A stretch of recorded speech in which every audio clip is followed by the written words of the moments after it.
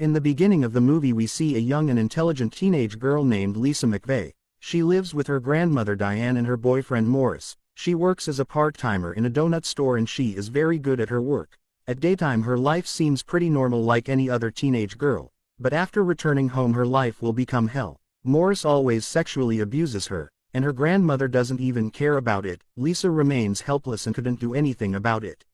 One day while getting ready to work, Lisa's sister Lori calls her, and she is the only one who truly cares about Lisa in her family. She asks Lisa if she can come over to meet. When Lisa says no, Lori asks her to come home, but their mother Betty reminds Lisa that she is there to help Diane and doesn't allow her to come home.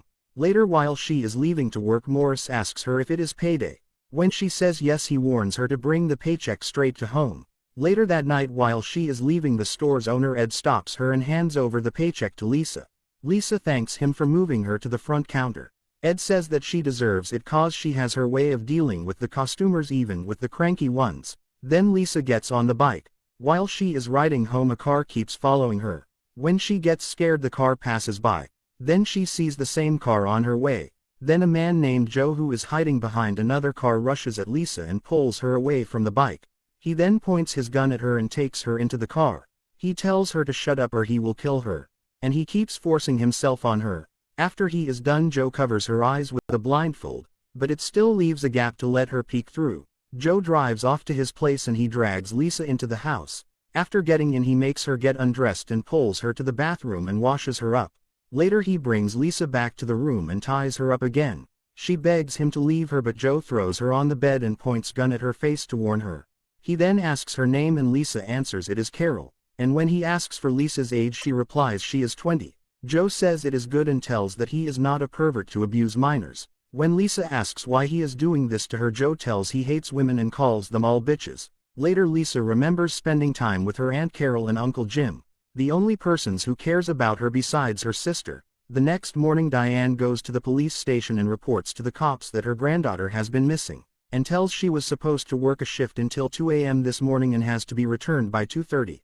Later a cop goes to Betty and asks her questions about Lisa, but she seems like she has the least bit of concern about her daughter. While the officer is leaving, Lori goes outside and tells the officer that if Lisa would have ran, she doesn't do it without telling her, and says something bad might have happened to her. Later a cop named Lopez visits Lisa's workplace and questions Ed. He asks Ed if he noticed anything odd with her or anything happened to her during the shift. Ed says that she doesn't run away and she is good with everyone and she is like as usual that day too, but he tells she seems kind of sad all of a sudden while leaving, and she thanked him for promoting her, which happened months ago.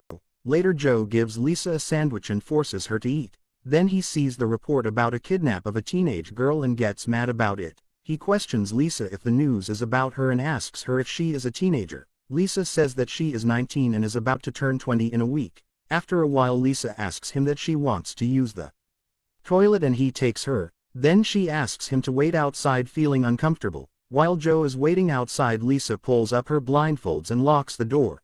Then she thinks for a while and plants her fingerprints on the mirror and on the toilet. Then she takes a look at the sneakers that he left inside. Joe finds that she locked the door and uses another key to open the door and drags her out in anger.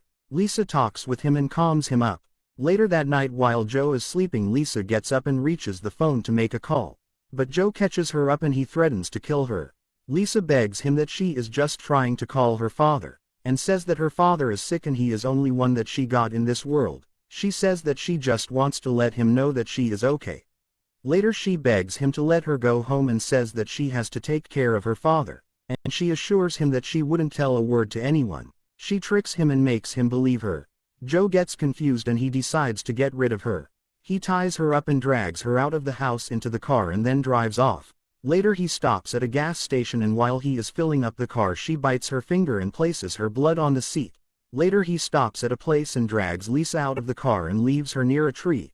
Joe tells her if she go to the cops tell them that he is short, black and muscular, and tells not to take the blindfolds off until he leaves or he will shoot her. After she hears the car left she takes the blindfold off and sees a tree in front of her. She then starts to run away from there. Joe sees this through the mirror and he turns back to follow her. She hides behind a car and gets loose of him.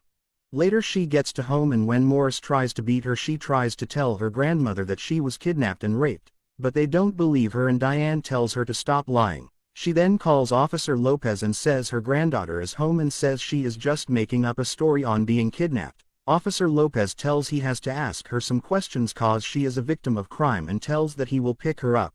While she was leaving, Diane warns her not to tell the cops about her life here. Later she is taken to the police station and she tells Lopez what happened to her during the time she was kidnapped. When he asks why there is no bruises on her, she tells that he threatened to kill her so she didn't fight him to survive. But Lopez doesn't believe her and asks if she is making up a story as her grandmother said. Then he leaves the room and sends 2 other female detectives into the room to talk with her.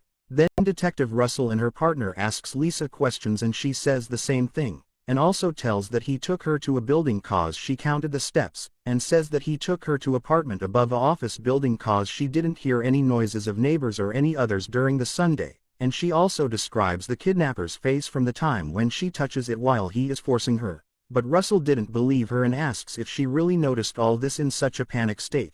Lisa screams that she is telling the truth and then she clutches herself to a corner.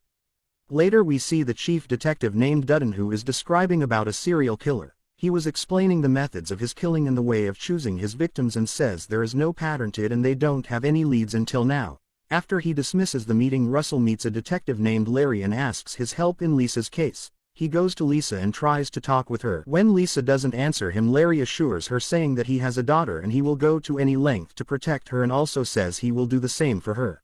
Then she tells everything he told earlier to Larry and tells a few details she noticed about the car, like the color of the seat covers and how it looks like, and she also says he is white and he is a left-hander while she noticed from the time she peeked through the gap, and also tells about the sneakers she find in the bathroom. He believes her and goes to Russell and tells her to get her details and gives her change of clothes by bagging the present ones for evidence, and he wants to prepare her for a hypnosis. Later he calls her house and asks permission for hypnosis on her to get her out of the shock, but Morris talks pretending her father and tells him to get her home. Then Larry gets to Lisa and tells her what Morris said. Sensing Lisa is scared, Larry asks if there is anything wrong happening in her house. Lisa tells him Morris is not her father and tells everything he did to her. Then Morris gets arrested for sexual assault on a minor. Later she packs her things up and Larry takes her to one of his fellow cops' house. Hannah lets Lisa use her daughter's room. Later at the police station, Dutton tells about the evidence he found on the victims about the fibers of seat cover of the car. Next day Lisa tells that she left her fingerprints on his bathroom's mirror and toilet, and tells she bit her finger and left the blood mark at the front of seat where he can't see, and also says that she left her hairpin in his house, and tells after they left his house he stopped at a gas station around 3:30. Then she remembers something and tells she thinks she saw his car before somewhere before the night of kidnap. Later Larry gets to Dutton and compares the details that Lisa has given with their serial killer and says they are the same. When Dutton says their killer wouldn't let his victims live, Larry tells that Lisa has survived her whole life from abusive situations and that helped her to escape from him, and he asks to send her clothes to FBI to find evidence. Then Dutton warns him that if their killer and her abductor is same and he knows she is alive, she might be in danger. Then he goes to Lisa and tells her he is changing the place. Then he takes her to a safe house and tells her to lay low for a while until they catch the killer. Next day Dutton comes with the results and says that they find red fibers on her clothes and both her abductor and their killer is the same. Then Larry shows the other officers the sketch of Joe they draw through the details Lisa has given. Later Larry takes Lisa to the place where she was abducted to make her recall something from the night of kidnap. She gets in the car and closes her eyes and traces her way back from the night and tries to get to Joe's location. After stopping at the place, and she runs out of the car to a tree and recognizes the tree from where she was left by Joe.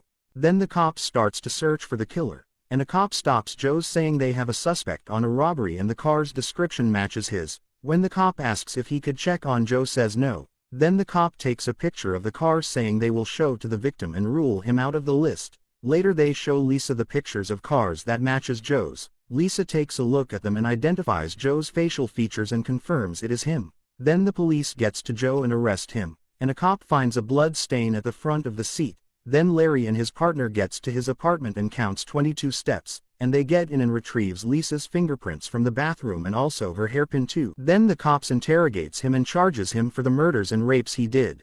Then Larry gets to Lisa and appreciates her for achieving on catching the killer in 12 days, which they couldn't do for 6 months. A few days later her Aunt Carol and Uncle Jim comes to pick up Lisa, and they apologizes her saying that they don't know that she has been suffering so much at her grandmother's house, and she was taken with them after she said her goodbyes to Larry. In the next scene she celebrates her 18th birthday happily with her aunt and uncle along with her sister.